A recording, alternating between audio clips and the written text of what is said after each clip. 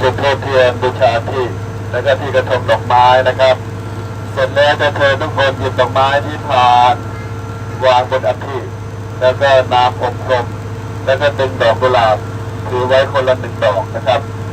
เมื่อครบทุกคนนะครับผมนาวาเอกวิโรจน์จะกล่าวฝากอัฐิแรงคารของผู้วัยชนก็คือคุณสุรีพรธีรศักดิ์เสร็จแล้วเราจะไปลอยนอกเรือนะครับเพื่อสะดวกในการทำพิธีชิดซ้ายมือตัวเองเข้าไว้นะครับเชิญตัวแทนจุดธูปจุดที่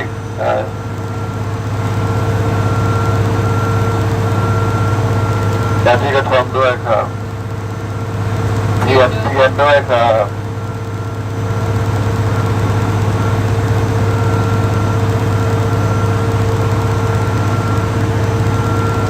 จะได้เคยหยิบดอกไม้ครับหยิบดอกไม้วางหยิบขึ้นมาวางเลยครับแล้วก็น้ำอบรมด้วยเสร็จแล้ว1 ดอกกุหลาบถือไว้ท่านละ1 ดอกนะครับเชิญครับเข้าไปรอด้านในก่อนนะเข้าแถวมาใหม่เชิญนะหยิบดอกไม้วางครับหยิบดอกไม้วางบนอัฐิน้ำอบรมนะครับเสร็จแล้ว1 ดอกกุหลาบถือไว้ท่านละ1 ดอกนะครับเชิญครับ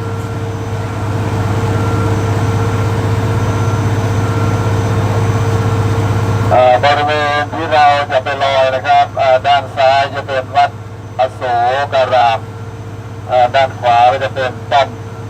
พระจุลจอมเกล้านะครับหยิบดอกไม้วางครับน้ำอบรมด้วยครับด้วยเนาะไปดีๆนะ1 ดอกกุหลาบคือไว้1 ดอกนะหาที่นั่งใกล้ๆนี่ก็ได้ครับ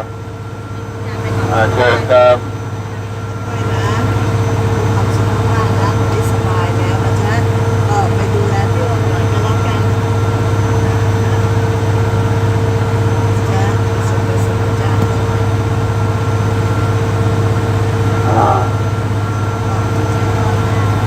เลยหยิบดอกไม้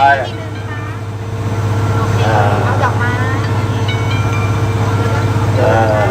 น้ำอบรมด้วยจ้ะยายก็มีความสุขมากนะคะ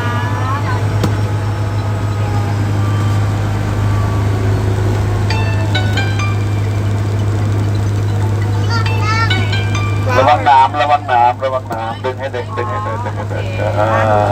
ระวังหนามเจ็บนะคะ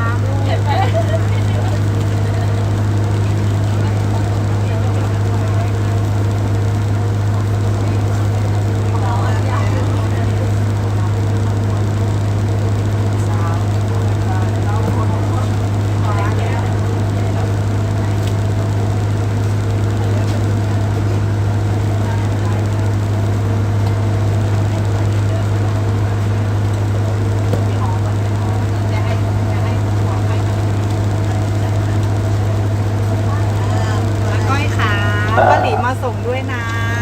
ป้าหลีมาส่งให้ยายอาก้อยมีความสุขมากๆนะคะ for ยายหลี can you bring this to ยายหลี please นี่ก็คือเอาไปให้ยายหลีเลยนะไม่เป็นไรค่ะป้าหลีขอได้แล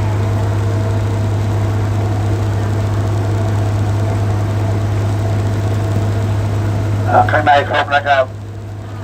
เดี๋ยวเชิญมาใกล้ๆครับเราจะทำพิธีฝากอัฐิด้วยกันครับ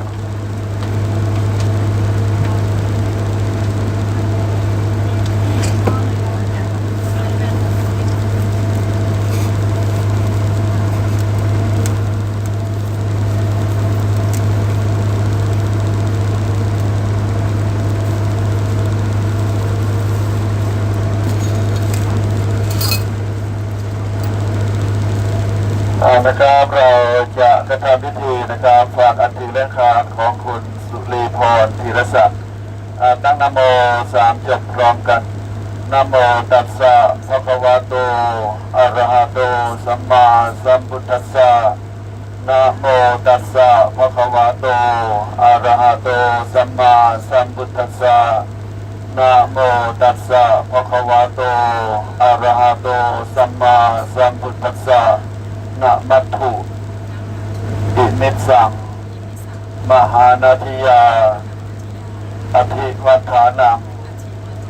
สุรคันตานังสัพพะเทวานังอิมินาสักการะนะสัพพะเทเวปูเชมะข้าพเจ้าทั้งหลายขอน้อมบูชาเจ้าแม่นาทีท้าวศรีทันดร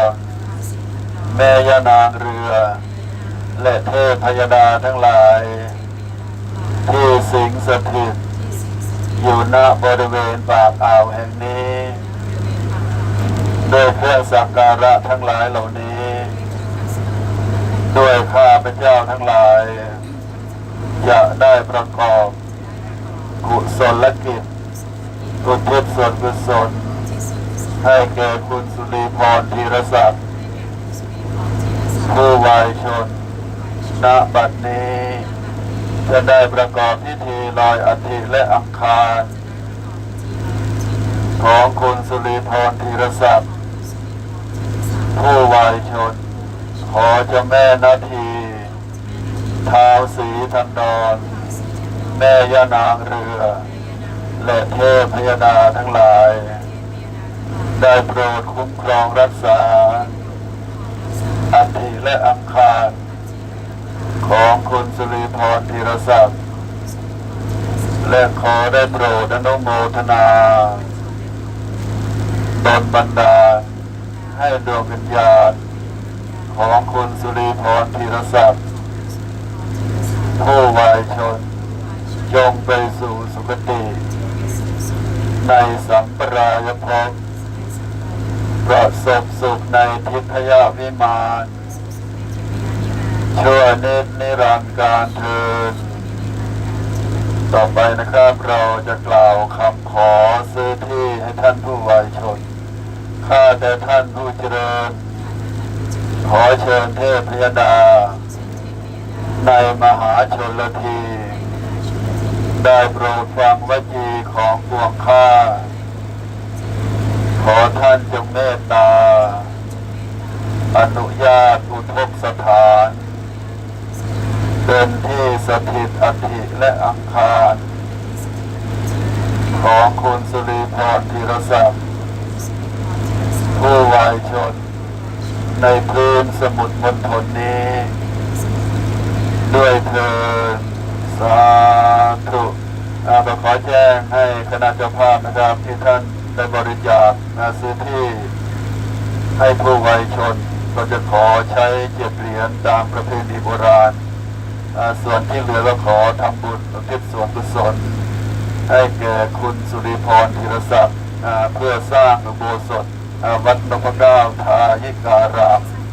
อำเภอทองผาภูมิจังหวัดกาญจนบุรีต่อไปนะครับตั้งจิตด้วยกันนะครับข้าพเจ้าขอตั้งจิตอุทิศผลบุญกุศลนี้แผ่ไปให้ไพศาลถึงบิดามารดาครูอาจารย์ทั้งลูกหลานญาติมิตรสนิทกันคนเคยร่วมการงานการทั้งหลายมีส่วนได้ในกุศลผลของฉันทั้งเจ้ากามในเวรและเทวัน